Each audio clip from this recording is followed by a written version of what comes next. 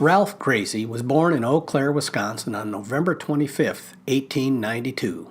The following year, 1893, he and his family moved to the Bemidji area. Not very much is known about Ralph's younger years growing up, but by the year 1917, he had attended both Macalester College and the University of Minnesota. After graduation, he served as a journalist for the Minneapolis Journal. He wanted to do more, so he enlisted as a prospective pilot for the United States. Since the U.S. was not currently involved in World War I, he was assigned to an air station in Toronto for his flight training. Here, he trained in the Canadian version of the Curtiss Jenny. Upon completing that training, the Air Service assigned him to Hicks Field near Dallas, Texas.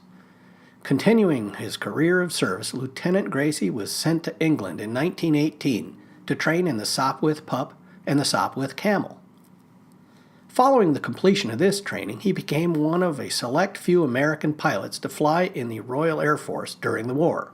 He was stationed with the British 4th Pursuit Group near Amiens, Abbeville, and Montdidier, all located in France. Flying combat missions in 1918 and World War I in general was a very dangerous task, and many pilots perished.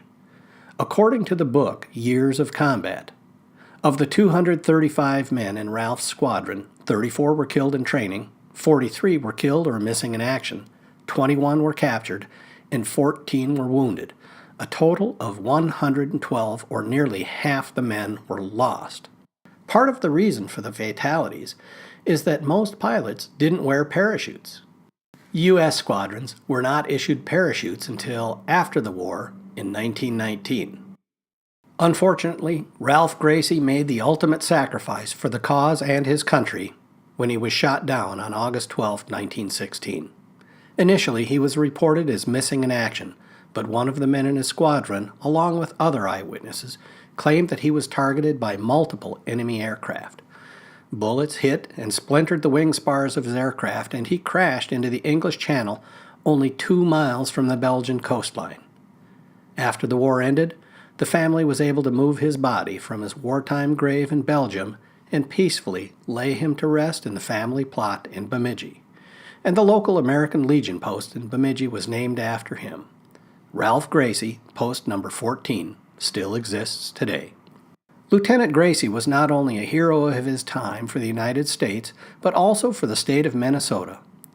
One of our very own from the earliest years of airborne flight, took the call to action which brought him halfway across the globe, where he made the ultimate sacrifice.